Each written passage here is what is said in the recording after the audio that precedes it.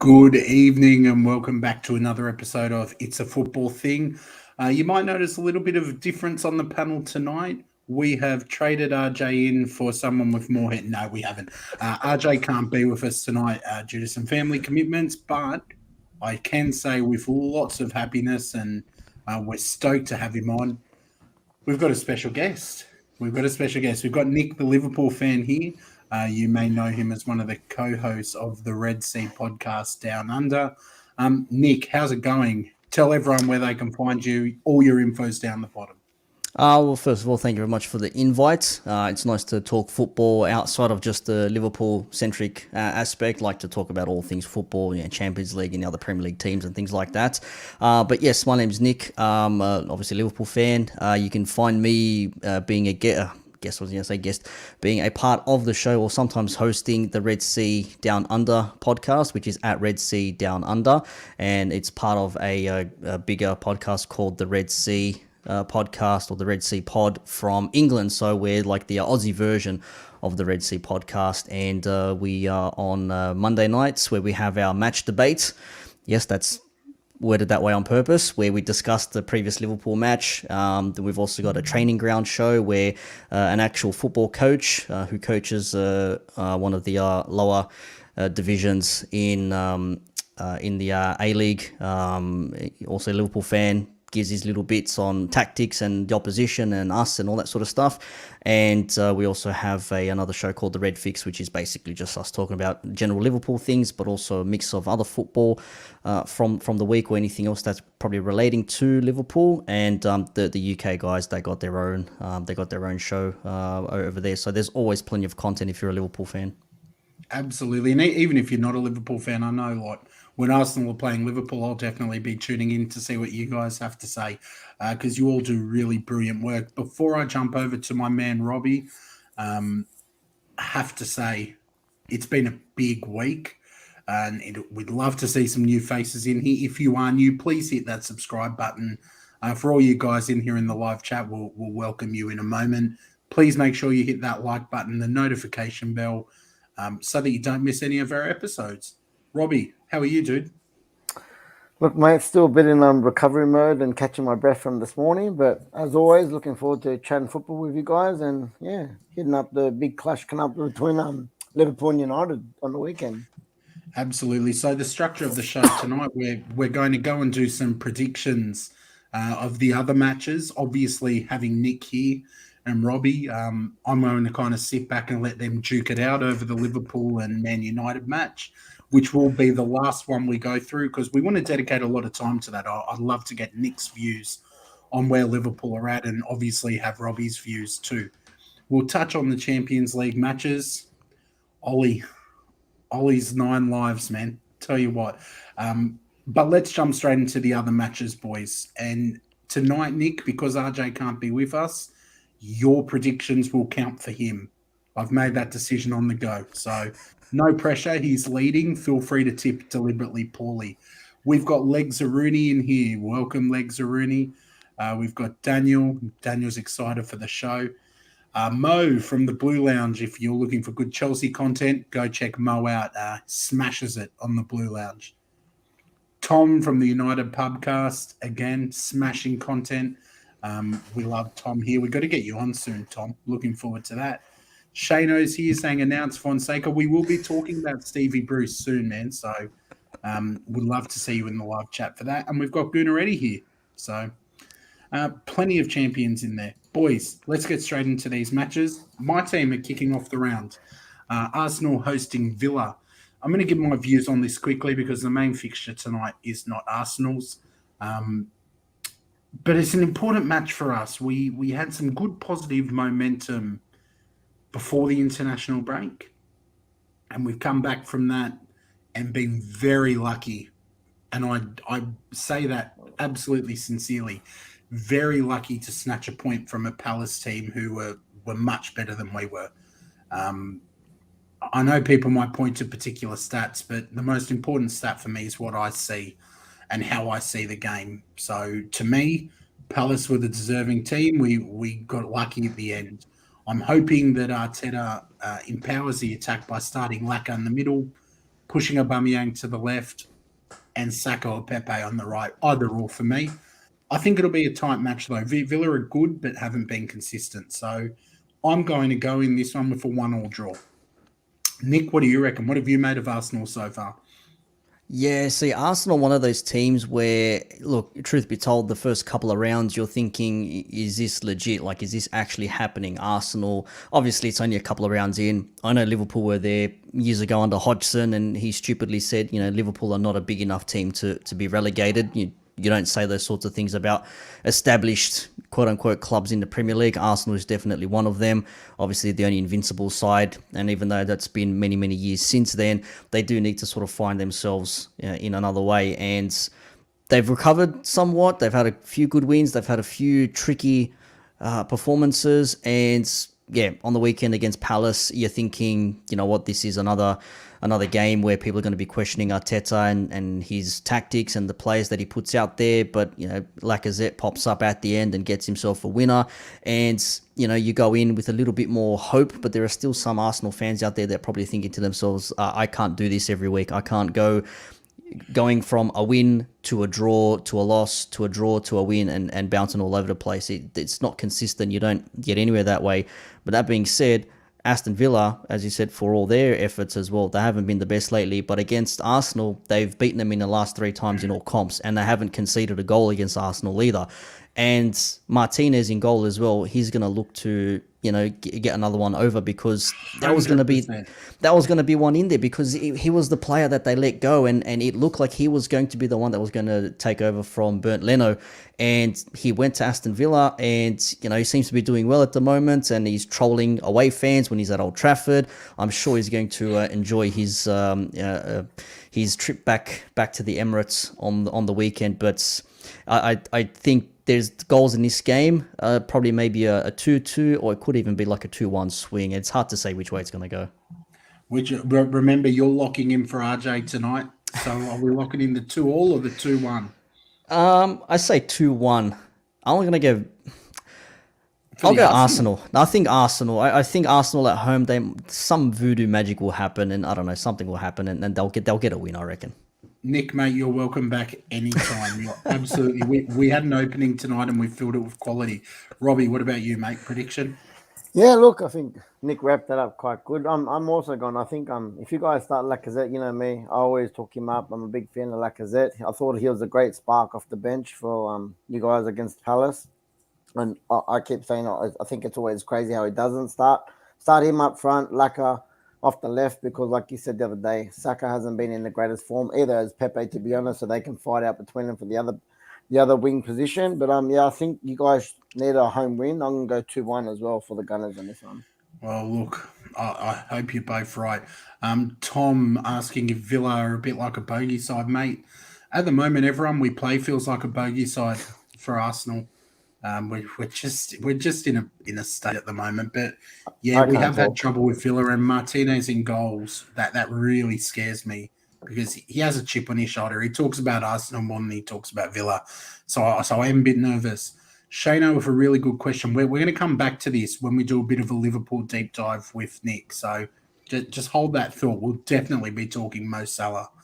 Welcome declared. RJ can't be here tonight. He's got some family commitments, but he will be back with us on Tuesday. Legs Rooney's calling a 1-1 draw, same as me. And declared saying Villa will rock the boat and win at 1-0. Hope you're wrong, mate. Hope you're wrong. Let's look at the next one. In RJ's absence, we'll start with you, Nick. Quick thoughts on this and a prediction. Yeah, Norwich, not very good. Chelsea, good. I have my reservations about Chelsea. It's not so much because they're sort of title rivals or contenders. It's more so that they've got good players in there, but something about them just still doesn't seem like they're firing on all cylinders. So that's not to say they're not going to win. They've got a great goalkeeper in Mendy. Their defense has been pretty decent. Azpilicueta, for all his antics on the pitch, and he annoys me when I see him play, when he starts doing childish things, but he gets under the opposition's skin. You've got a decent midfield in there. You've got a good forward line. Lukaku probably still needs something to really get himself going again. But I mean, against a team like Norwich, who are, let's be real here, rubbish, there's no other option other than a Chelsea win here. And they could win by 3 or 4, I reckon. Well, Lukaku and Werner were both injured this morning. So Lukaku's definitely out. So he was a quick exit from my fantasy Premier League team.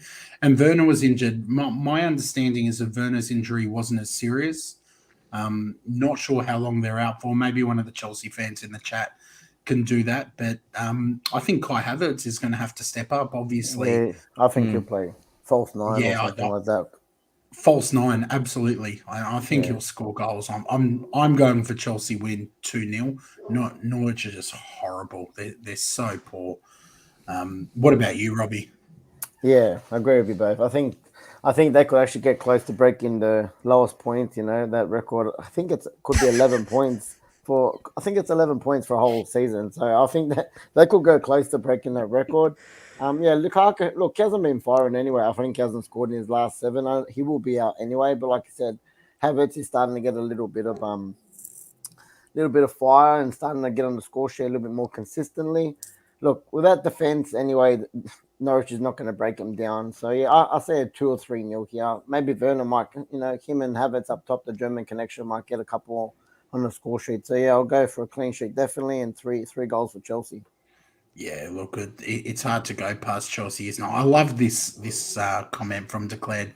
No Lukaku, so we'll win 6-0. He's a big Chelsea fan, Declared, so he's been a bit tongue-in-cheek there. No info on the injuries, but they would have been rested anyway. And Alex is back. Nice to see you back. Spurs had some good results. I thought you'd be there on Tuesday, definitely, but good to have you back as well. Let's move on to this one. I know if Shano's here, he'll chuck his prediction in. Palace hosting Newcastle. Robbie, your thoughts on this? Well, mate, what can I say? From me, giving all the crap to Vieira and Palace at the start of the season, mate, they've really made me eat humble pie. They're really looking good. They've had a couple of good results in the last few weeks. Vieira's really got this team firing all cylinders and getting the best of them at the moment.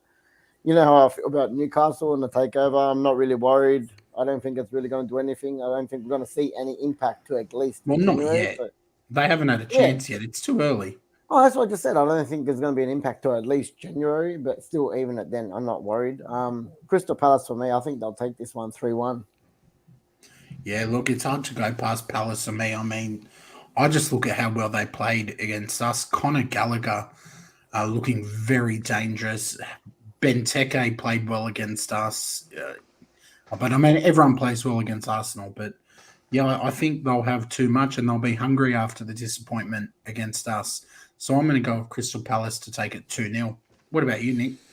Well, Newcastle don't have a manager as far as I know. Steve Bruce got sacked. So I don't know what's going to happen with Newcastle at the moment. Caretaker, most likely at the moment. They're going to have some players out. Shelby copped a suspension, I think, when they played against Spurs. A few players are touch and go as well.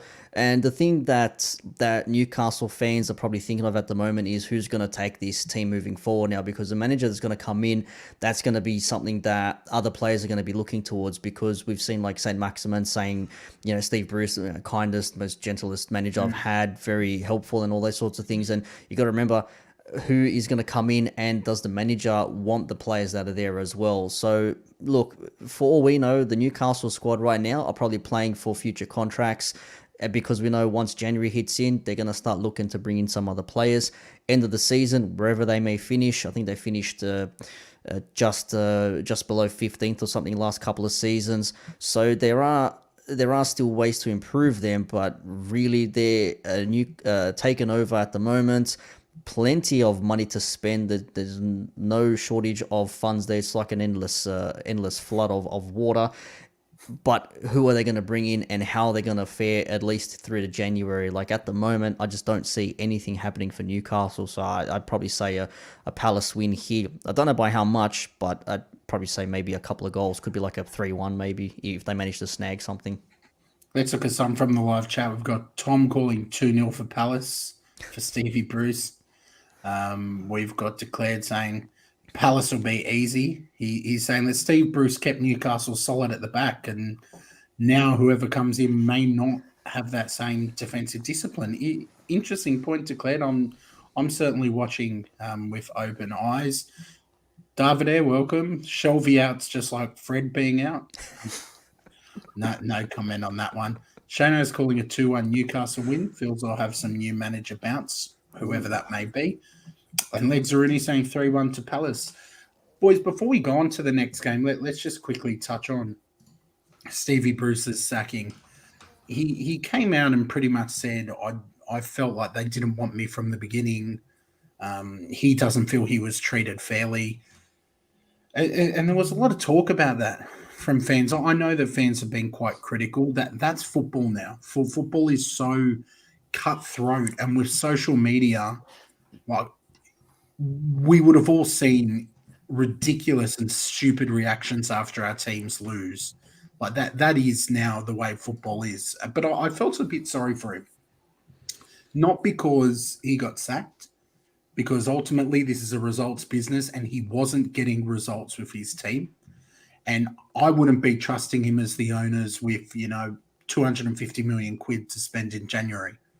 So I didn't feel sorry for him that he was sacked. I did feel sorry for him on the point, though, where he said, like, they never wanted him to begin with. It was the club he supports. He's lived the dream. He's managed his club. But I do feel that the fans didn't necessarily give him a fair go at the beginning. But some would probably argue you need to earn that fair go.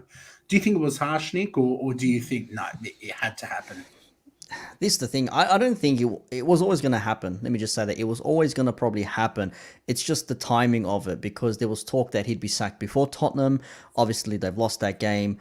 Again, it was another a close game, 3-2 or something. But like you said, results based, and the new owners are they're not here to just throw money and not get anything in return. And Steve Bruce, let's be real here, he might be a great fella, he might have experience, but like 1,000 games.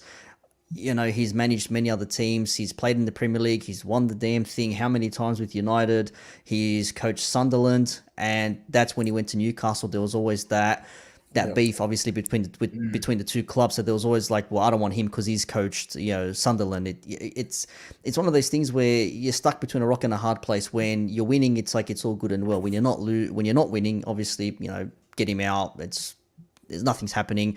I think the timing maybe is a bit of a question mark on that front there. Like I said, the new owners or whoever's looking after the club there now, management-wise, they need to know who they're looking to bring in. And a lot of talk that there was, some people were saying Gerrard to get him out of Rangers. Other people were saying Conte. Some people were saying it was another manager. Fonseca, yeah, like that. Yeah. Crazy, like to think like Fonseca would be managing Newcastle United, but you never know. And it's just maybe a case of, what next for these guys here with no manager, like how are they going to react? We've seen new manager bounces before. We've seen them fail, like Watford failed last week against us. I don't know. Newcastle are really in a bit of a weird place right now.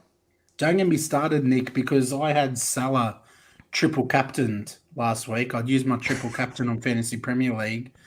And then I'd bragged to Rob that I was making a masterstroke. And then in the back of my head, I just got this stupid feeling. I said, Watford might get new manager bounce, and maybe they won't get flogged. They might put up a bit of a fight. So I might save my triple captain.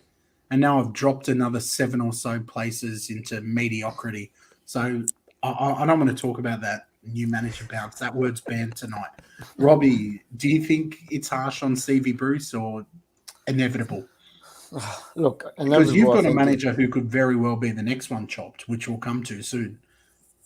Look, I think it was always going to happen. As soon as the takeover was official, I'm sure with all the money that they've got, look, they want a sexy name. Like I've said a few times now, I don't think they're going to go out and get big marquees. I think they're going to get that middle-class players to try and start the rebuild. But I think, like I said, the first marquee signing for me, I think that they're hoping is a sexy name. So, they're trying to throw out. I don't think a Conte would go there, but obviously they're going to throw out all these big names. Obviously, they're available at the moment. So anyone who's available and who's a big name is obviously going to be linked. Look, I do feel sorry for, the whole thing with Brucey, but I think that was just a big thing with, obviously the Sunderland manager passed. And it kind of reminds me a little bit with the Benitez from being at Liverpool now to Everton, except, Everton is getting results and he's starting to get a bit of love from the Evertonians. Whereas, like you said, at Newcastle, they've always been just, they've bounced up and down between the Premier League and the Championship. And he's a not going results to be. business, He's bro. not going. Like I said, like how I think that Ollie's not going to get us to that next level. Well, they're not going to back him with, like I said, with 250 million to try and maybe one day get a European spot. So they want a sexy name to try and attract players, I'd say. All right, let's bounce on a little bit, boys. Time flies when you're having fun. It's already been 20 minutes. Unbelievable.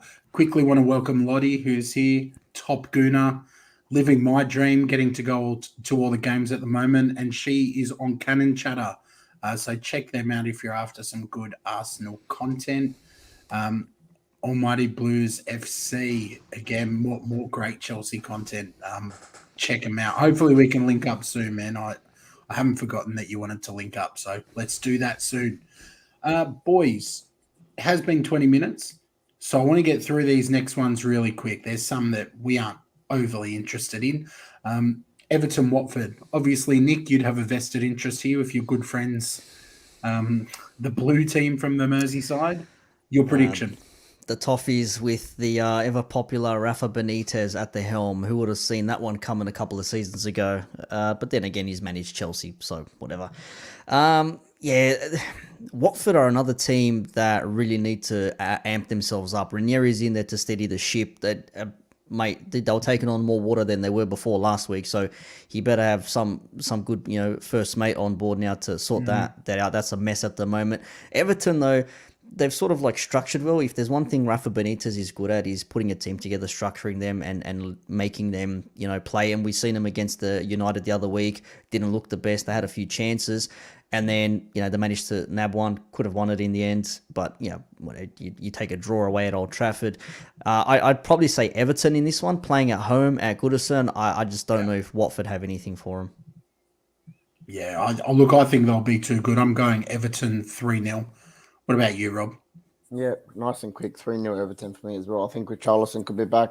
Dominic Calvert-Lewin could be back as well. But look, they've got too much quality at home. I think they'll get this one easily.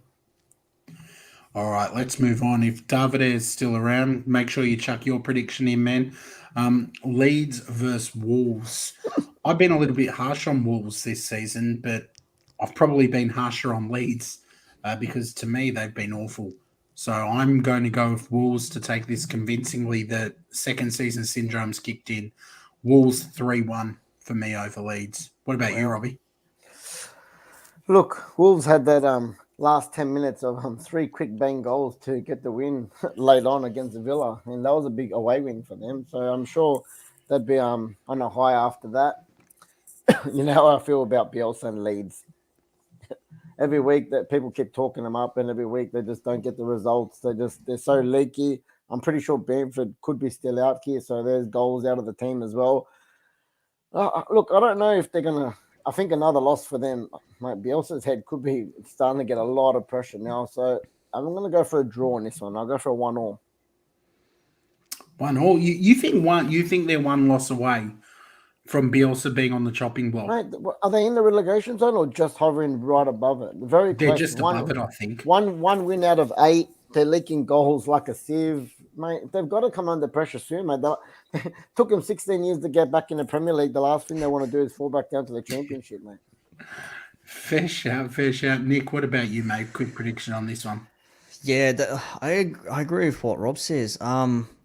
It's weird where everyone's got this hype about Bielsa, but what have we seen from Bielsa? Like, I haven't seen anything from Bielsa or this Leeds team that makes me say, like, yeah, Leeds are something to look out for. They have moments, but it's never something where you say, I can't wait to watch Leeds play. Whereas you can say that about someone like, I don't know, let's say for argument's sake, like a Leicester, for example. Yeah, Leicester are going to, they're not the most star-studded. They've got good players, but they're going to perform in a certain way. Whereas Leeds, you're tossing a coin, and even then the coin's wrong half the time. Like, it's almost like a third option with Leeds. So, I don't know. I think Wolves, they're sort of finding their feet a little bit. Playing at Ellen Road, though, maybe the crowd will be behind them, but I'd probably go with the Wolves win here. Yeah, look, it'll be interesting. Let's see what some of the live chat have said. And Key saying, smash the likes button. Please do so. Let's at least get it into double digits at the moment. We've got declared saying Leeds get their players back who couldn't play due to the internationals and thinks they'll put some pressure on Wolves. Alex saying Bielsa needs some players. Well, he's not going to get the time to get the players if he can't get a tune out of these ones. Leeds win for declared. 2-2 draw for Lottie. We have got... Alex, give Bielsa Man City and see what he could do. I don't think he'd be able to... Look, if you couldn't do something with that Man City squad, I think even Arteta and Ollie could get a tune out of them, and they're probably the two worst managers in the league. Let's bounce on Southampton, Burnley. They made me eat some humble pie last week, the Saints, so I'm definitely not tipping against them. Southampton 1-0 for me. They've just been trucking along, and they seem to do this. They sell some players. You think they're going to have a bang average season, and then they just plod along and grind out some results. So credit to them and what they're doing. I think they'll take Burnley 1-0 here. What about you, Nick? Yeah, I think Southampton playing at home better than their away performances. And Burnley, every time I think of Burnley, I just think of a rough and tough scrap team who will just hustle you as much as they can and hope to get something on a break, or hopefully Chris Wood can get his head to something, or Ashley Barnes maybe. But yeah, I think Southampton at home, surely that they've got this here. I mean, Shea Adams, he's been hot and cold, but he can come on. I thought them losing Danny Ings would be bigger impact than what it has been. But look, they're playing at home. I think they'll get the win. Robbie? Yeah, look, I'm glad Nick showed his feeder club Saints some love there. Now, look, again, I've been really impressed with them, especially defensively. A couple good, a lot of clean sheets this week, and I think they could actually get this 2-0. Burnley, I think, are really going to be in danger this year of getting a drop. Yeah, look, hard to argue with that. Good question here. Will Broja continue or start Adams? I don't know. I don't know about this one. I think Broja's got a lot of potential. That's the thing. What do you think, boys? I don't know. I think Shea Adams was probably going to be the player that they're going to look for, like in the front line with Danny Ings not there. But if Broja, if it's a J, like a South American J, if Broja is going to be the player there leading the line, if he's done well, he might put him on there, because I think Adams is back in training. I think he was out last couple of games, so I don't know if Hassel-Hoodle will start him straight away, but you probably maybe start with your strongest, fittest 11. Adams will start, yeah.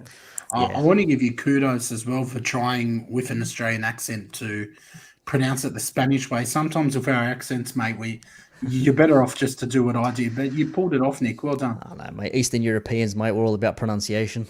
Yeah. 2-1 Southampton for Lottie over there. Did we all predict for this one? Robbie, have you had your crack? You yeah, have. 2-0 to the Saints. All right, you kick us off with this one, Robbie. Brighton City. Look, mate, I'm hoping the Seagulls give City some trouble here. I don't think they will score, but I'm hoping they're not going to. I'm hoping defensively they could try to keep out City for a little bit. But look, City had the game midweek in the Champions League, so an extra game, but still they've got too much quality in that squad, mate. The only thing I hate about City is the pep roulette for my squad at the moment. Because every time I put 3 City players in last week and 2 of them didn't start. I can't believe it. I put Diaz in at the back. I'm like, yeah, that's a sure thing. He doesn't play. I put Grealish in. He comes off the bench. I'm like, kills me, pet, mate. But anyway, I put Jesus into my team, and then I stopped for a moment. I had a minute of clarity, and I thought, don't do it. Put in Jamie Vardy, because you don't know what Pep's going to do. But yeah, look, I think City will be too strong for Brighton as well. I'm going 2-0. What about you, Nick? I'm going to go. Sorry, I didn't get the predict, Boogie. I'll go 2-1 quickly to the City. This is tough because Brighton have been you know how every season there's that surprise team who's finished like mid-table and then they push, and it's like a couple of years ago it was West Ham, obviously Leicester's been there and done that. Sheffield, yeah, you know what I mean. Like, and now it's Brighton's turn, so Graham Potter is doing something well over there. But I mean, City coming away from home, and we've seen other teams frustrate City when they've played. So you might think Potter may be up to some tricks with Brighton, but you just can't help and think that City are just going to nag a win somehow. So I'll probably go like maybe a sneaky 1-0 for City, maybe. Easy. Al's calling 3-0 to City. Hello to you, Rob. A draw being called here by EVERTON. I'm hoping I'm saying that correctly. I'm guessing you might be a Man United fan. Thank you for the sub the other day. We are getting much closer to 400. We were over the 400 mark, and then there was some issue with YouTube where we lost about 20 overnight. We don't think we were that bad. It must have been Singlet Rob who scared him away. But we're getting back to 400 now, and you helped us out with that. So thank you very much. Lottie's calling 0-0 because Brighton are at home. Yeah, I think City will be more clinical than other teams have been there. But let's wait and see. You never know. Never know. Brentford, Leicester. I think low-key this will be a cracking game. Yep. Nick, your thoughts, mate? Well, having been the recipient of a plucky Brentford and probably us away from home as well against a team who's not afraid to play. And this is the thing that a lot of teams maybe are reluctant to do, is just go out there and play when the bigger teams come. When you see Liverpool come, or Chelsea and City, and we saw Chelsea the other week, they got a 1-0 there. But if it wasn't for Mendy and goals and maybe Brentford's, if they had better finishing, maybe there could have been a different story there. But Leicester coming away, going to Brentford after their win on the weekend, they'll be bouncing and buzzing, and that team is going to be up for it. I'm actually expecting a good game here. I'm actually thinking I'm going to see I'm thinking a draw, and I'm thinking it's going to be like a 2-2. I just want to see like two teams who play in a very, not similar, but a very exciting way. Just go at it, and I'm hoping I'm going to see some goals in this game. What about you, Robbie? What are you hoping to see? Yeah, another one, a hard one. And like I said, low-key, really good game, this one. I might tune in and watch it. Look, I want to go for the upset, man. I've taken a little liking to the Bees this year, so I'm going to just a sneaky 1-0 win to Brentford. Interesting. When you said upset, I had to stop and think, well, who would the upset be? Because Brentford have been performing quite well. They gave Chelsea a run. Yeah. Leicester played today as well, I think, also. So, another extra game for them. It was Daka who had a really He scored good game. 4 goals late on, man, or something. Crazy. Insane. Look, I'm going to go for 1-1 draw here. I think if Leicester hadn't played this morning, they might edge it. But considering that and the fact that they're not accustomed to this kind of football all the time, I think it'll be a 1-0. I'm going 1-0. Alex is going 3-1 to Leicester. I'm hoping so because I put Jamie Vardy in my fantasy Premier League team for Lukaku. So fingers crossed. Last one before we get to Man United and Liverpool. West Ham versus Tottenham. I might start this one off because I hate Tottenham. I'm hoping that West Ham do a number on them and beat them 2-1. But they have shown some signs of improvement, and Harry Kane's scoring is dangerous for every other team in the league. So let's hope it was a one-off and he stops doing that. 2-1 to West Ham. Robbie? Look, again, I know they've got Europa League in the morning, Spurs, but I don't know. I just have a feeling they're going to go on a little bit of a run maybe. They're starting to, get a little bit of momentum. I'll go 2-1 to the Spurs in the London derby. Nick? I always like watching West Ham play. For some reason, every time they play another London team, it's always a good game. Tottenham are another team who've been up and down. They've yo-yoed a lot. The whole Harry Kane saga, players coming back from obscurity like Dele Alli, for example. Son has been good throughout the season, as he always has been. He's probably one of the, maybe not underrated, but maybe the unsung heroes, not just of Tottenham, of the Premier League. So you can always expect something from him. But for some reason, I just think that the way West Ham are playing right now, and they do have a bit of a buzz. Mikel Antonio is in the form of his life, and it feels like he's been there forever. I'd probably say West Ham in this game, to be honest with you. I just think them playing at home and Tottenham being so-so, because they can concede goals, and if West Ham can just keep pressure on them, I think they'll get the job done. Yeah, there you go. Declared's calling a 0-0 draw, which wouldn't shock me as well. I wouldn't be shocked. Alex calling 2-1 to Spurs. Lottie calling 3-1 West Ham. And Gunaretti, he's not biased in any way, shape or form, saying 3-0 West Ham. And Spurs certainly do get battered everywhere that they go. They did at the Emirates. Alex didn't come to the show after that. When I was looking for him, I was waiting for him, but he must have been having a break that week. All right, boys. This I'm looking forward to because I'm back at work this week. So now I can kind of just sit back a little bit, let you two do your thing. It's your teams. This is a huge clash, absolutely huge clash, because your teams are both in different parts of your journey at the moment. So we've got Liverpool, who are absolutely flying. Mo Salah, when you speak about it, Nick, please give us your thoughts on him. Do you think he's the best player in the world at the moment? And then you've got United, who do have Cristiano Ronaldo, and you do have so much quality there that almost need a new name of Heart Attack FC for you, Rob. I thought you were done this morning, but it's going to be a great clash. That's what we know. Nick, being the guest, we might get you to give your thoughts on the match in general, but that Mo Salah question from Shane at the beginning too. Very good question.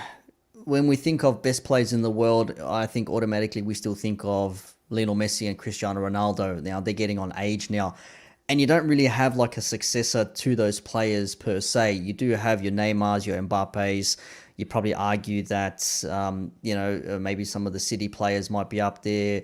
But when you think of best players, you always think of your forwards, your attackers. It's a hard thing to really put out there and say that Salah is the best player. On form at the moment, I'd probably say yes. And he has scored more goals as an African player in the Premier League, or he's equaled Drogba's record, and he's not technically a striker, he's a winger. So that in itself says the type of player that he's at. And for someone who couldn't cut it at Chelsea, went away, went to Fiorentina, did his Roma thing, he's come back, and he's the best one-season wonder we've seen 4 or 5 years running. So, the guy scores 20-plus goals a season. He's absolute magic. He can frustrate you at the best of times, but he can also wow you at the worst of times. I'm so grateful that he's played for us, and he's up there with the greats. I think even the current forward line of Salah, Mane, and Firmino, I think they're in the top 20 in terms of like goal scorers, I think. And that tells you something, like the amount of goals that these players have scored over the last 3-4 seasons under Klopp, and the whole gegenpress and the heavy metal football that's come with it. I think Salah has thrived, and I think we found a way to utilize a player who was maybe just itching to be unleashed. And on form, you probably say Salah is probably the best player in the world right now, but you still can never for sure say that he is the one and only, because football is a weird game and things can change overnight. Rob, how do you guys stop him? I mean, you conceded 2 goals this morning to Atalanta. There was some shambolic defending in your last Premier League game. How do you stop Mo Salah, this guy who's absolutely on fire? Well, as you like to say, the first thing is, this is the biggest game in England. It's a derby, and form always goes out the window. Okay, you know me, I like my stats. Out of the last 5 games at Old Trafford, Liverpool have only beaten us once. There's been a lot of draws in there. Salah scored once against us since he's been at Liverpool. So, out of all the form he's got, he doesn't have a great record against us. Rashford, on the other hand, is back. I'm hoping his little knock gets he comes back from his little knock this morning, because he always seems to score against Liverpool. He's got a very good record. Look, I'm not going to be cocky about this game at all. Our form has compared. If you look at it, the scale, Liverpool's here on form. We're here at the moment. We're pulling rabbits out of the hat at the moment. We've had a 1 point out of 9 in the Premier League, so it's not looking great. Even at Old Trafford, we haven't had the best record this season either. So, like I said, form goes out the window. It's another massive, massive game for Ollie and the boys, man. Like I said, a 2-0 down this morning, we were just flat. And like I said, Ollie would have been thinking, mate, my head's definitely on the chopping board here. Everyone would have seen Twitter. It was in meltdown. Ollie out from everyone. And then, like I said, I seen those same people after the game. Oh, Ollie in there. Ollie's at the wheel. So, look, that's football, mate. It's just so up and down. It's crazy. Ollie does always seem to, when he's under the pressure the most, he always is like, that meme in FIFA when, you concede a few goals and you take the thing and you're like, it's game on now, you know what I mean? And look, I just want to see a good game of football. I do think we will play safe. I don't see us having to go at Liverpool. I can see us, obviously, like this morning, we started pretty much with 6 defensive players. Obviously, our back 4 and our two sitters there in McTominay and Fred. I don't say anything different unless, obviously, our Fred picked up an injury this morning, so that could be a forced change. So obviously, I'd like to see Pogba come straight back in as he didn't start this morning. For me, I'd really like to see a front three of Rashford off the left, Ronaldo down the middle, and Sancho on the right, because I thought, especially when Pogba, Cavani, and Sancho came on today in that second half, it was all out attack. And I know we had to throw the kitchen sink at it to get a result, but I wish sometimes we'd have a go like that from the start, especially this morning. And I was at Atalanta with a bit of a depleted squad. They had most of their back line out, so I wish we had a little bit more balls from the start and had a goal. And I think if we got an early goal, it could have been a little bit more comfortable than it was. But like I said, I don't see us coming up against Liverpool and going all out straight away, only because of the form they're in. Look, if I'm going to be honest, too quick, Rob. I think if you go all out against them, they'll beat you on the break, Liverpool. 100%. And look, we've got our record at the back is crazy bad at the moment. I think one clean sheet out of the last 12 or something. So Varane's not going to be there, which is a big miss for us also. Look, if I'm going to go with my head, and look, I think United will be up for the game, but I'm going to go for a draw. I'm going to go for a 1-1, and I think Rashford will get on the score sheet again. Nick, we spoke a little bit with Rob about Mo Salah. Obviously, he's the man on everyone's lips at the moment. We're all talking about him because he's been so good. When you look at Man United's team, this is a team that added a huge signing in Sancho, Varane. They've got a quality team. Is there anyone there that you think could potentially cause Liverpool some big problems? Like Rob said, Rashford has got a knack for scoring against us, and it's always at Old Trafford, and it's always on Trent's side. So whoever's going to be running the flank on Trent's side on the right side, if it's going to be Luke Shaw overlapping perhaps from left back, if it's going to be Pogba playing passes towards Rashford, if he's going to be starting on the left, that's always been a bit of a problem area. That being said though, the centre back next to Trent is going to be a key one, and there's always been a lot of talk of Matip. And look, we give him a lot of stick as well. We sometimes call him the defender made out of cardboard. We call him the giraffe and all these sorts of things, because last season he couldn't play more than 3 games in a row. Now he's playing 5-6 games in a row, and then he has a break. And this would be his 3rd game in a week. So even we're umming and ahhing on who's going to partner Van Dijk, because Van Dijk will start guaranteed. So it could be a case where Joe Gomez comes back into it. Of course, Gomez and Van Dijk had the great partnership when we won the Premier League and the Champions League and all that. But it's sort of like fallen out of the first choice ranks. That's not to say it's anything, anything's gone wrong. It's just that Matip somehow has just managed to pick up his form and be consistent with the ball. But the thing that does worry me is Rashford, because we know he scored against us. Greenwood as well. If Greenwood starts on the other side, on the right, he'll cut in on his left. Rashford likes to cut in on his right. So you're going to be doing the same thing how we play with Mane and Salah on the left and right respectively as well. Mane will like to cut in and curl with his right, Salah with his left, and you never show Salah his left foot, but then again, he's done a few with his right foot as well. So that there's, he's sat defenders down, consistently week after week, 2 games back to back with City and Watford. So you don't want to do that with Mo Salah, especially in the form he's in right now. But that midfield of United's versus our midfield, I think that's going to be the key, because we might be better defensively as opposed to United, but United on paper have a much better midfield. Pogba, Bruno, you might have a laugh and you throw Fred in there, or McFred with McTominay and those sorts of things. But I think we're really seeing the after effects of Wijnaldum not being there, because our midfield at times looks, who's doing the hard yards, who's doing the tracking back, who's doing the pressing, who's doing cutting off passing lanes. Because as good as Fabinho is as a DM, still Henderson running around, and if it's Keita or if it's Jones or if it's Milner or Thiago when he's fit, these are not the players you're sort of looking at to be doing the grafting work that Wijnaldum did. And I think we're missing a lot of that in the midfield, and we're getting overrun at times. So if United are on point and their midfield is up for it, and Bruno can pinpoint a pass to Rashford, Ronaldo, or Greenwood, and they have a long shot at goal, there's a chance they're going to get one in, because we've seen that happen already.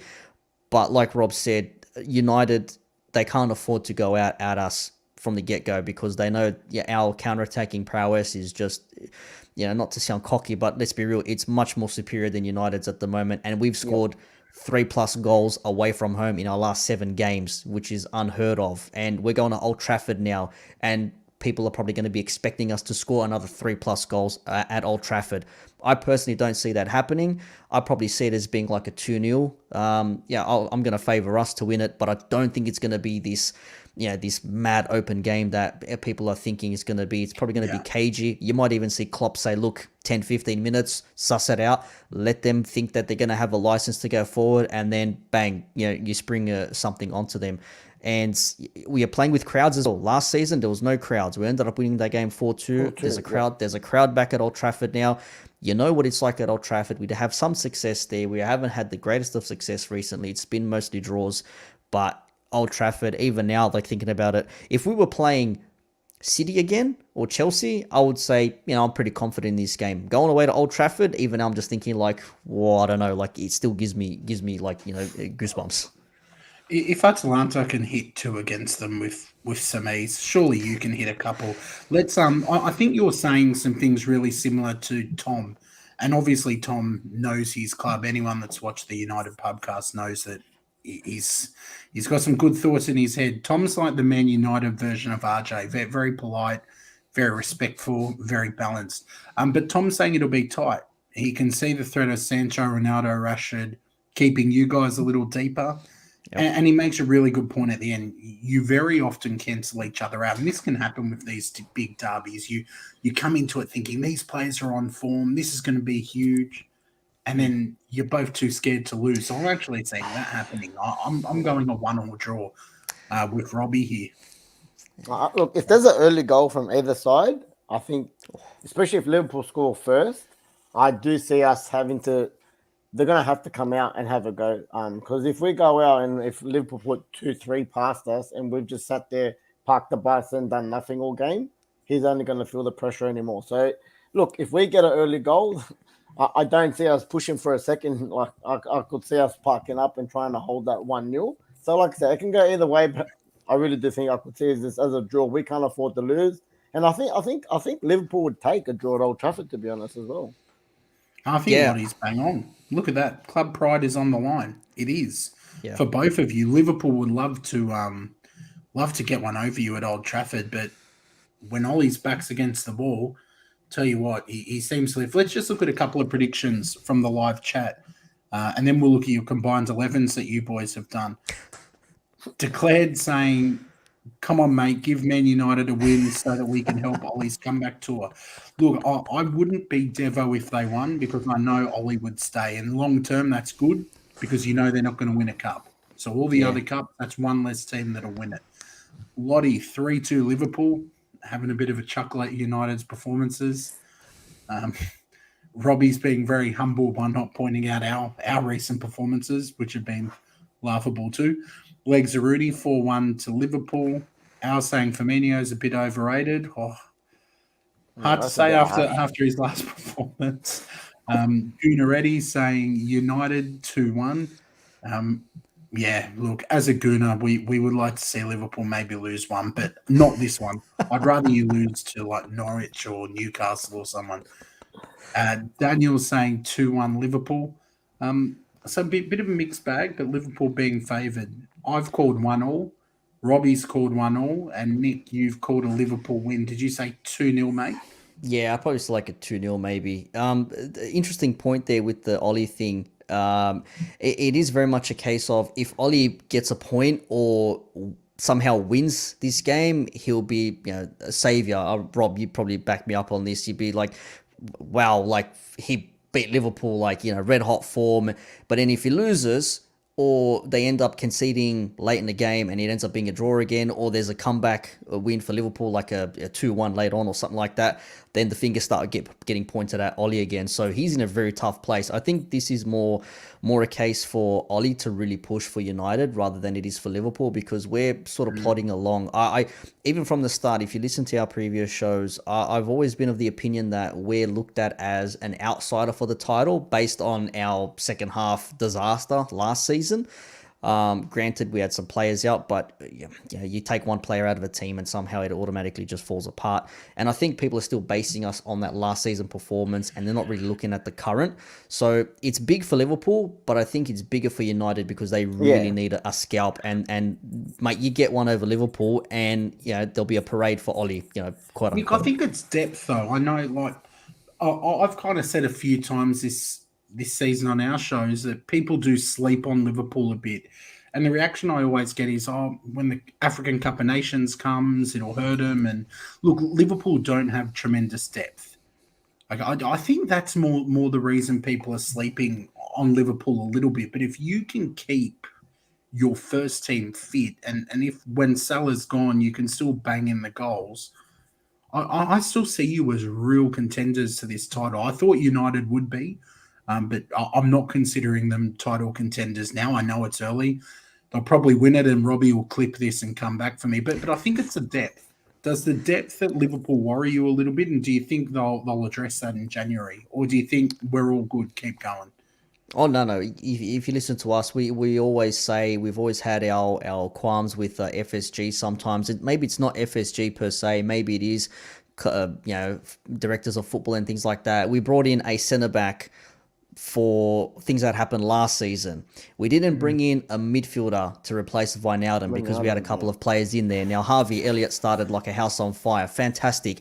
Ended up getting a freak injury, and now he's out till probably February, for example. And Curtis Jones has come into the squad. And as good as Curtis Jones is, we're still missing something in that midfield that Wijnaldum used to bring for us. And now we're all sitting there questioning our midfield isn't as strong as it was last season. Because when you think of the midfielders you can bring on, if you start with our strongest, I would say it's Henderson, Thiago, and Fabinho. But with no Thiago there, you probably say Milner's going to be the go-to. A 34, 35-year-old James Milner who has had standout performances, and I'm one of his biggest critics. Like, Milner's playing left back against City. Nah, he's playing right back. Nah, bad idea. You know what I mean? And sometimes I've been gotten away with it. Then he'll pull off a masterclass against someone like, I don't know, like a Chelsea, for example, or whatever. So he's a player you always put in there. Other players, they don't really give us that spark. Naby Keita can kick a blade of grass and he's out for 3 weeks. Who else is there? Chamberlain, Oxlade-Chamberlain, heavily out of form. Nothing's happening for him. And we actually thought the game against Watford would be his, Ox, this is your go-to. This is your game to take it. Hasn't happened for him either. So our midfield is probably more of the worry. The front three, Firmino getting his hat-trick, getting a couple of goals last week in the Champions League. I think that's done him some wonders. Some would call him overrated, but because he doesn't score as many goals as maybe a number 9 is supposed to. But he's a workhorse. He's a workhorse. Yeah, the amount of work, see, there it is, 3, not many goals. But the thing that Firmino gives you, it's not the goals, it's the space he creates for the goals. For Mane, for Salah, for someone coming in from deep, for example. And he will get himself a goal every now and again. So Firmino's integral because you can put Diogo Jota on the pitch, and he loves a goal away from home, mind you. Whether he'll start or not, I doubt it. I would start Firmino, for example. Jota, you probably come off the bench to rustle some feathers in the back line there. But when you're looking at us overall, that midfield is what worries me a little bit. Defensively, we're fine. Forward line, you probably throw a player in there, but midfield is probably our biggest question mark. I want to talk about your midfield because I haven't had a chance to look at the combined 11s that you and Robbie have done. Geez, I know my combined 11. Or what? Let's have a quick look at Nick's combined 11. Based on form. Take in mind, I sent him a message saying, don't base this on form, otherwise it's going to be all Liverpool. I said, on paper, but I'll let it slide. Oh, I actually missed that. I honestly, I did not see that. I based this on form. I didn't see. If it's on paper, I'll tell you right now, you keep Bruno in there. You probably replace maybe a Henderson. But this is the thing, who's the manager of this combined 11 as well? Because that's what question me. God, it's not Ollie. Look, it'll be Klopp. Yeah, see Klopp with like a Pogba, for example, I think he can make him something fantastic. So you probably put like a Pogba. But what I put is based on form. At the moment, I would put Bruno in our squad in that midfield three if we're playing it, because creatively, when Thiago's out and Jones is out, we don't really have anyone to really go forward. So that's for me. As I said, I muddled this up big time on form, not on paper. I've got to call you on it before Rob does. I understand Firmino had a really good game last match, but how are you not putting Ronaldo in there? Can you imagine Ronaldo, Salah, Mane? I could, but it's, again, this is based on form at the moment. If it was on paper, this is the standard thing, because we watch Firmino play. We know what he's about. Ronaldo, for me, is like, you know what, screw it. Give me the ball. I'll make something happen. And he needs to perform straight out. Firmino, for me, and probably for other Liverpool fans, he makes things happen for those around him in order to do things. If you're looking at a player to say we're going to rely on one person, Salah's that player for us. If we didn't have Salah, you know what, I'd probably say I'll throw Ronaldo in there, because clutch, do or die. We've seen it against Villarreal. We saw it again against Atalanta in the morning. He will get you a goal. But that's me, personally speaking, that's how I would base it on there. And I think that, look, it's a fair shout about Firmino. I feel like he's a little bit like that Giroud type player was for us, that people look at purely goals and think he doesn't contribute. But Olivier Giroud went through in a World Cup winning French team and didn't score. It's about how they bring out the best in others. So I can see your point there. I can definitely see your point. Let's bring up Robbie's combined 11 and see what his thoughts were. I'm looking forward to this. Like I said, this is the first time I've looked at them. So, okay, Robbie, quickly talk us through your thinking, man, and then we'll move on.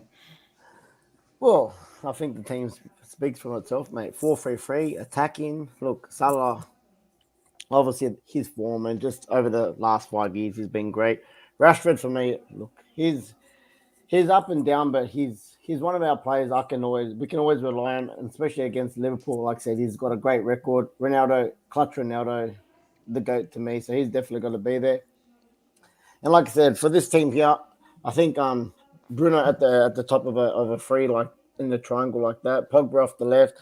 Fabinho is the main man, mate. Because look, Fred and McTominay, for me, they just don't cut it as a six. And we need a defensive midfielder, someone that's going to be like a Kante, as his in the French team to Pogba, so he can let his shackles off and let him do his business a little bit more. I have to throw Varane in there, and obviously Van Dijk. They have to be the two centre backs for me. Trent Alexander-Arnold, I put him there for his attack. Look, I really like Aaron Wan-Bissaka, because I always say that defenders should defend first. But I think if you were looking at just defenders, I would have put Aaron Wan-Bissaka. I only put Trent in there only because for going forward, his set pieces, his assists, and his contributions to scoring goals, I put him in there for that. And I do think Robertson, look, Shaw is, when he's on form, can be one of the best left backs in the game. But again, I went a little bit more on form for this one, and I do think Robertson is a little bit more consistent, especially this year. He hasn't been great after the Euros. Again, I was tossing up between De Gea and Alisson on this one. I think Alisson got in there for me for his footwork. I think his contribution is a lot better than De Gea's. Shot stopping, De Gea is one of the best in the world. You've upset Tom, Rob. I know. Both of you have upset Tom. Wait, look, I'm trying to be neutral a little bit. No, mate. If we were to put this down to penalty saves, I think Alisson takes it there. If we're going to put it down to contribution, I have to put it down to Alisson. And with his feet, I think you have to go Alisson as well. With saves and shot stopping, De Gea takes it for me, especially with his feet. But all combined, I think Alisson maybe edges it. I have a feeling our subscriber count's I think Tom's never going to let me on the podcast again after. Mate, you're done. I reckon I'm more likely to get on the podcast than you now after that. Look, even Lottie, Rob, you're getting hammered. You're getting absolutely hammered. I thought I was being even, mate. I put 5 and 6. I think I was trying to split it down the road, mate. Can I say just a comment on De Gea? 100%, I agree. Like, if it wasn't for De Gea, you guys would probably be further down there. I agree with Tom says there. But what does that tell you about the other 10 players on the pitch, though? If your best player is your goalkeeper, are the other players performing as they should be? Because if you're looking towards, it was like, oh, sorry, we've got De Gea. that would bring question marks to me. Like, we've got Allison, but whenever, like, okay, Allison's in goals, like, everything is good. Obviously, we have a bit of a panic where we start, like Kelleher, for example, when we have full trust in him. But if you're solely relying, or you feel more at ease when the goalkeeper of your choice is there, I think that probably would say these other 10 players, they need to be doing much more, because the ball's got to go past 10 players before it gets to the goalkeeper. That's how I always think about it. So the players, defending or attacking from the back, or whatever term you want to put against it, they need to be doing probably more to avoid the shots coming into De Gea. But 100%, the saves he put on, I mean, against Leicester as well, that fingertip from Tielemans when he off the crossbar or the post, whatever, like, look, man, I quality love De Gea, saves. but like I said, I was basing it, like I said, exactly how I worked it out. If you're putting it head-to-head with all the stats, I do still think, like I said, contribution with the feet and contribution to goal, I think Alisson edges it. Shot stopping, I think De Gea. Don't forget, last season, a lot of your fans wanted De Gea sold.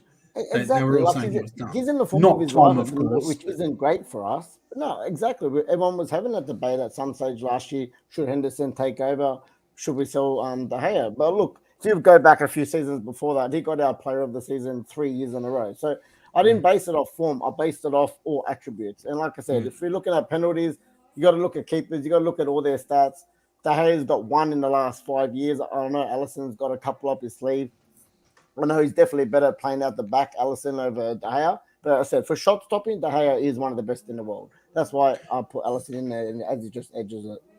Quickly, boys, before we wrap this segment up, and it's been really good, Nick, to in the context of talking about the Man United and Liverpool game, we've done a bit of a deep dive into Liverpool as well. I just want to put up Gunaretti's shout here: swap Mane for Rashford. You know what? It's funny that the Man United fans says no. I don't rate Mane. Hey, I know he does all the stuff. I'd have a Rashford over Mane any day. I don't know. I think he can be a little bit hot and cold. I think Salah carries him a little bit more. I know they've got a good connection, but look, if I was really not even as a biased United fan, I would have Rashford over Mane any day of the week. Yeah, see, that's the thing. Mane has been that player, not just this season before as well, where Liverpool fans will acknowledge he hasn't been up to scratch. He's not the Mane we've seen of a couple of years ago. Yeah, maybe a different role. Maybe, I'm not saying this, to say it, but maybe like, the amount of work he put in, maybe he's trying to keep himself more in check, because it does do a lot of running and pressing, and he can be very frustrating, much like Salah can. But if we're basing it on like a team performance, Mane, the connection he's got with the other players, the way he plays, that's one thing. But like I said, Rashford, mate, that guy can pull a goal out of nowhere. Same like Greenwood on the right. And if we didn't have a Salah, if we had, I don't know, someone bang average on the right, you'd probably say, you know what, I'll put Greenwood in there, because him cutting in on his left, if he takes 3 shots and one of those 3 shots goes top bins, he's done his job. You know what I mean? So there's something to be said in that the attack there. It's hard to really put this into context. It's very together subjective too, boys. Yeah, it is too. Because like that's the thing. Like if we had maybe some average players, I'd probably say, you know what, I'd rather have a United player, because I know at least when they take 3 shots, one of them is going to go in, not 10 shots, and they're going to go into row Z, for example. Boys, it's been a good deep dive. It's almost made me think, like with Tom chiming in as well, we've almost got to do an Aussie All-Stars stream where we just get us boys, RJ, we get Tom, maybe see if we can get Claude's back on. We've got to try and get the Aussie All-Stars on for a show at some point. I would love that. But boys, should be a great game. May the best team win. For me as a neutral, there's benefits both ways. United win, Ollie stays, they don't win a trophy. Liverpool win, pain for Rob, which is definitely a win too. So I'm just going to sit back. I'm going to watch the match. What time's kickoff, Robbie? Oh, the worst one, 2:30 Monday morning.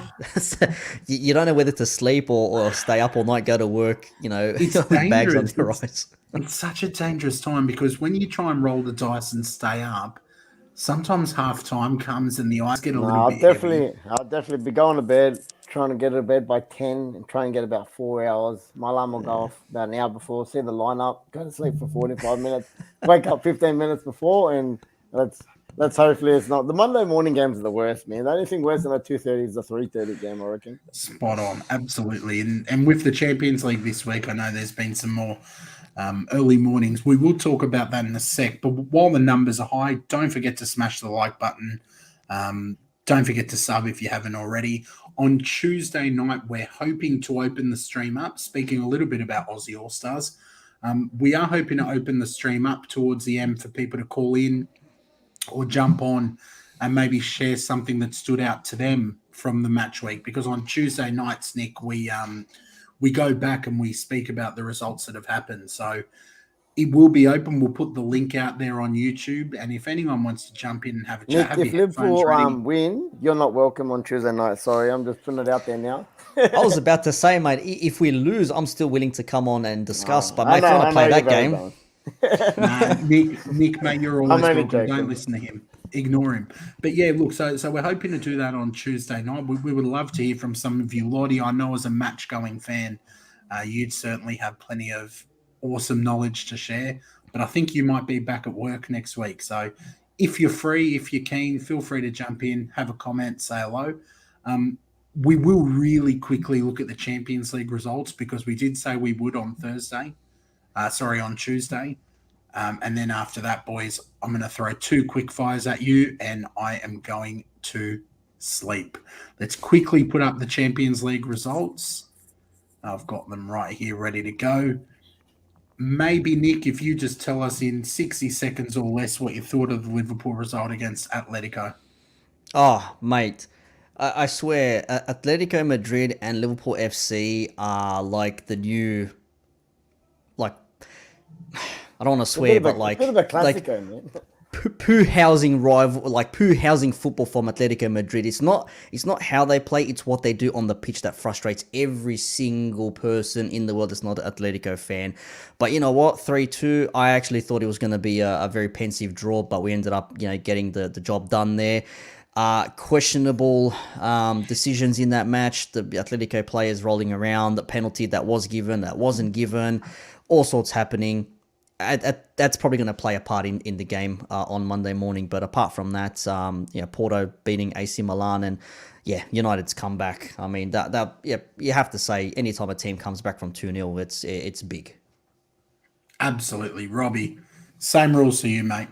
Go for it. Look, man, I think Nick was quite good with that. Obviously, I just want to, everyone obviously knows, Juve is my Italian team that I follow. I think, look, 3 out of 3 in the Champions League sitting on top of that table, which I thought Chelsea would quite easily take. But look, it's still 3 games to go, but they put themselves in a great position to qualifying first at the moment. So another win there. And look, away in Russia is always a bit of a challenge. So that was a good result there. Bayern, mate, Jesus. The Bayern have got to be dark horses again this year, mate. I know their name always gets thrown in the ring, but mate, they just don't stop scoring, mate. Every game 4-0, 4-0, 4-0. Mate, Barcelona just got over the line again at home. I think it was Gerard Piqué. He scored a bit of a volley this morning, which they needed. But look, I don't think they're a threat to anyone this season, obviously. Again, where was it? Chelsea 4-0 at home. Obviously, that big loss for Lukaku. I think that's about it, man. There was nothing that really stood out crazy besides that. I did tune into that Liverpool-Atletico game.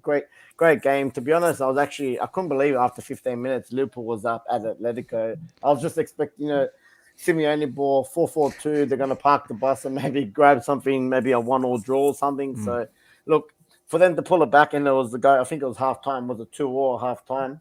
Yeah. I thought it was just a very unexpected, entertaining game. No, the red card for Griezmann came in after he scored his brace. And then, look, after that, I think everyone was thinking Liverpool's going to go get this one. So, yeah, look, we'll look to the next round. And, I think we'll wrap that up nice and quick for the Champions League this week. Come on, Robbie. I said 60 seconds or less, mate. That was about 10 times longer. Some of us don't have a team in the Champions League. So, speaking about the UCL hurts, all right? I am going to throw this question at you. Then I've got 3 quick fires, boys, and we are done. This to you, Rob. If Man United win, other people getting singlet robbed? God, I hope not. 100%, mate. 100%. That's it. Beautiful. Boys, quick fires. Favorite pizza flavor, pizza topping. What's your go-to, Nick? Ooh, meat lovers. Rob? You know what I mean, mate? Wood fire. It's got to be You know what I mean, mate? I got anchovies, artichokes, chili, pepperoni, all the good stuff. No pineapple near pizza for me. For me, it's anything with pineapple. Pretty much just a pizza with pineapple on it and nothing else. That's my one. All right, boys. Most underrated footballer that's played for your club. Underrated. Do you want me to go first to buy you some time? Please. I'm going with Olivier Giroud. No, that's an easy one, man. He was rated, but not quite rated to the extent that he should have been. And we only realised what we lost when he went. Let's go with recent times. Don't go too far back. Look, for me, I'm gonna go quickly. Michael Carrick for me. I think over the years he never got maybe all the plaudits, but we really miss him. I really wish we had someone like him in this team, mate. Just a workhorse, done all the dirty work, took the ball out from the back, supplied the front. I think very low key, a very great player, and maybe didn't get the plaudits he deserved. Nick, we bought your time. Yeah, I'm going to say I thought about him like, no, you know what? I mentioned him before. Probably a big reason why our midfield isn't as what it is this season. Jorginho Wijnaldum, just the graft and the effort he put into that squad in that midfield, and gave us some great results. 1-0 against City. That come back against Barcelona and scoring an away goal at the Estadio Olimpico against Rome in the Champions League. Like, man, you know what I mean? Like, Wijnaldum for me. It's a good comment there for you, Nick. He's a bit of a cheeky bugger. I don't think Declared liked my pineapple on pizza comment, just judging by this. It was to wind up, Rob. All right, last question. Point. We've all been in lockdown for 4 months. Finally, it's lifted. There's talk about travel opening up again soon. Where's the next destination you want to go to, Nick? Pretend money's not an option. Where are you going next? I was going to say, I actually don't feel like going anywhere, but realistically, if I had the opportunity to go somewhere, I'd probably go England so I can watch some Premier League. Absolutely. That's the easy one. I think the missus is actually starting to look at some Fiji for a bit of a family holiday coming up. But look, if money wasn't a question, it'd be straight over to Europe. Mate, London, because there's I've been there and there's plenty to do. Take the kids over and might obviously watch some Premier League. Fly up to Manchester for the day and watch the Reds. Yeah, well, watch them lose. For me, obviously, the obvious answer is London. London calling, but to be a bit different, I'm hanging to get back to Japan. I feel like the last time I was there, I didn't get to do it properly. I went for the Arsenal pre-season, so it was very much a football-focused trip. Missed out on the cultural stuff. I want to say thank you to all of you in the live chat. We've gone 1 hour and 12 minutes. We promised Nick 45, but he's been a really good sport and he loves talking football. Please make sure you check out all of his details. They're all in the description. The Red Sea Podcast Down Under. Subscribe to them. They do great content. Check him out on Twitter. And hopefully we can get you back on, Nick. We'd love to have you on in future. If you want, call in on Tuesday, man, just to put some stick on Rob. Mate, all of you in the live chat have carried it. I might have stick put on me, man. But you know what? I'll show my face either which way. I don't mind coming back, even as a neutral point of view. I just love talking about football. So I'll put the red lens away and I'll come as a neutral Premier League lens. And whatever you guys feel like, if send me a message, whatever, you guys got my details. I'm always happy to jump on and talk things football. It has been an absolute pleasure, Nick. Robbie, any kind of closing comments? Firstly, Nick, look, mate, again, I just wanted to thank you for coming on. You've been great. You've been very balanced. Look, we've known each other for quite a lot of years. I know you're a crazy football fan, Wanderers, Liverpool, big Wanderers fan. And just everyone he hasn't dropped it, but Nick is A-class DJ, mate. He can drop a tune. Honestly, right there. He's very, very good on dropping tracks and stuff, so check him out there. I'm sure he can drop something in there. But look, thanks again for coming on. I know I hate Liverpool, but you're someone that you can actually talk and have a balanced conversation with. So thanks again, brother. I appreciate the offer to come on and discuss things and have a chat. And like I said, even if it's not Liverpool United, it could be anyone versus anyone. I'm always happy to discuss things. But thank you for having me on, and good chat. And okay, the Ronaldo thing. If we're talking Ronaldo, 30-year-old Ronaldo, I'd be like, yep, stick him up front. 36 though. You guys have made Nick feel guilty. I can see that. Nick, don't feel guilty, mate. He's 37. Forget about That's him. what I'm saying. I'm like, the age thing. I'm like, yeah, he's Ronaldo, but 36, 37. Like, but we'll see what happens. I might have to eat my words, so we'll wait and see. All right, We'll boys. have Wrap to it wait up, and see. boys. We will see you again on Tuesday night. If you want to phone in, have some headphones ready so you can join us. But other than that, enjoy a weekend of Premier League football. It's a football thing, guys, and we're glad you joined us for it. Take care. Ciao.